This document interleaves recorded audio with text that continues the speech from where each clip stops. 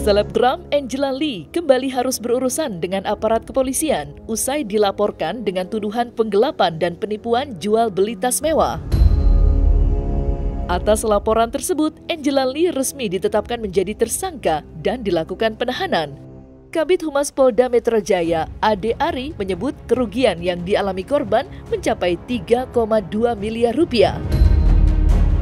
Lantas, apa kata Lee Jong Hun yang merupakan teman lama Angela Lee? Dan seperti apa sosok Angela Lee yang sebenarnya?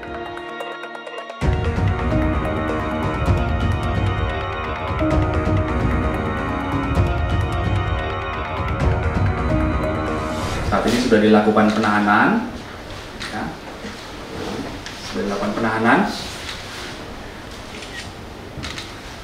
Penanganan dugaan penipuan dan atau penggelapan yang diduga dilakukan oleh seorang wanita sudah ditetapkan tersangka, sudah ditahan oleh penyidik Subdit Jatanras Ditreskrim Polda Metro Jaya beberapa waktu yang lalu. Inisialnya tersangka ini namanya Saudari AC alias Saudari AL.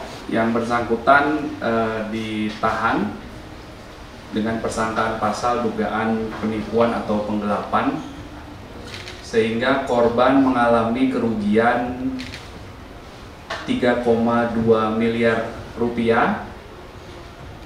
Pelapornya adalah saudara EI, kemudian korbannya adalah saudari FI. Ya, jadi ini modus yang dilakukan oleh tersangka AC alias AL ini adalah tersangka awalnya membeli tas mewah berbagai merek, ya, mereknya itu Hermes dan LV. Ya, awalnya tersangka membeli tas kepada korban melalui seseorang saksi. Beberapa tas pembayaran lancar. Karena pembayaran lancar, akhirnya tersangka membeli tas mewah ini langsung kepada korban. Total ada 15 tas merek Hermes dan merek LV. Ya. Kemudian dia melakukan penggelapan atau dugaan penipuan terhadap uang hasil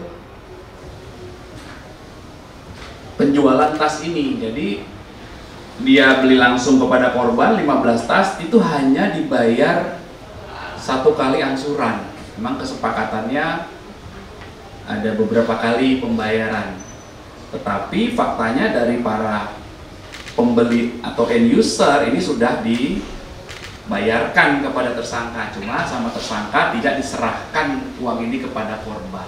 Saya baru mendengar kabar bahwa Angela Lee ketangkep atas penipuan. Ya, saya juga baru dengar, baru baca, baru dikirimin teman-teman media, mungkin teman-teman kerabat saya. Nah, memang beberapa tahun lalu pernah kejadian di saya juga, cuman kan dia sekarang kan terakhir setahu saya dia berusaha bayar, berusaha kerja untuk kembalikan utang-utangnya, tapi nggak tahu ya kenapa dia bisa kejadian ini lagi atau kenapa bisa ditangkap lagi. Sebenarnya jujur saya juga kan terakhir kontak dia ya terlihat fine aja gitu. Ya sebenarnya utang di saya masih belum selesai, tapi terakhir ya kita syuting beberapa kali, ya dia berusaha balikin dengan syuting itu, ya jadi kalau setahu saya terakhir ya dia berusaha kembalikan, tapi di saya ya, kalau ke orang lain saya juga kurang paham.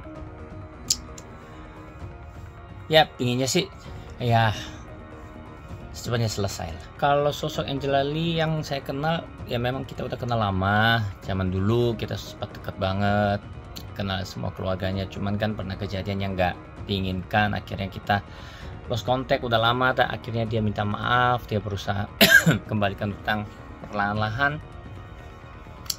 Jadi terakhir kita syuting beberapa kali bareng, dia support restoran saya juga. Nah, sebenarnya kalau saya lihat terakhir ini dia berusaha kembalikan utang-utang dan juga dia sadar bahwa dia pernah salah, jadi dia berusaha melakukan yang terbaik sih.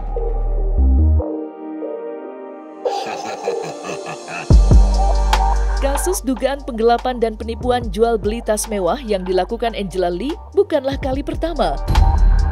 Sebelumnya, pada tahun 2017, Angela Lee tersandung hukum dengan kasus yang sama. Atas perbuatannya itulah, sejak 5 Februari 2018, Angela Lee dan suaminya David Hardian dilakukan penahanan di Mapolres Sleman.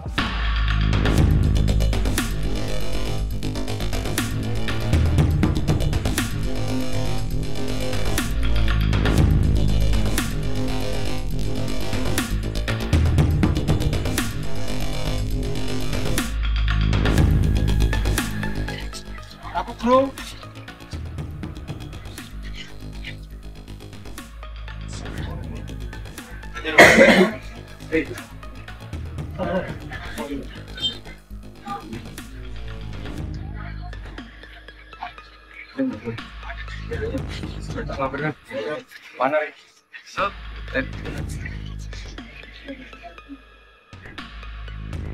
Penipuan dan penggelapan kita lapis dengan undang-undang tindak pidana pencucian uang.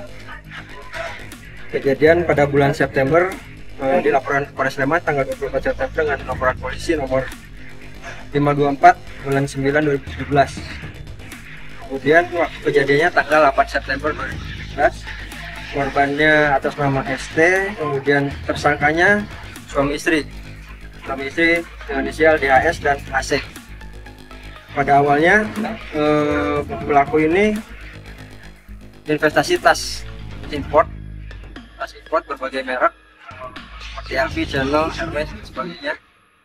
Awalnya pada bulan Mei jual beli tas sudah mulai macet, namun yang bersangkutan tidak jujur atau tidak menceritakan kepada si korban bahwa tas tersebut macet. Jadi hasil keuntungan atau hasil investasi yang diberikan oleh korban digunakan untuk membayar hutang. Total kerugian yang dialami korban sekitar 12 miliar. Alasannya? Karena emang itu saya teman aku emang buat bayar utang-utang orang. Dasar macetnya karena uang sudah si tas tidak laku. Kebetulan si pelaku juga terjerat hutang. Terjerat hutang, pinjam sana sini, akhirnya tidak memenuhi atau tidak bisa melunasi hutangnya, memanfaatkanlah investasi ini untuk membayar hutang. Pasalnya penipuan atau penggelapan, kemudian Undang-Undang TPPU pasal 3 atau pasal 4 ancaman hukumannya, yang pasal 3-nya 10 miliar rupiah dengan ancaman hukuman 20 tahun penjara, yang pasal 4-nya Undang-Undang TPPU ancaman penjaranya 20 tahun, dendanya 5 miliar rupiah.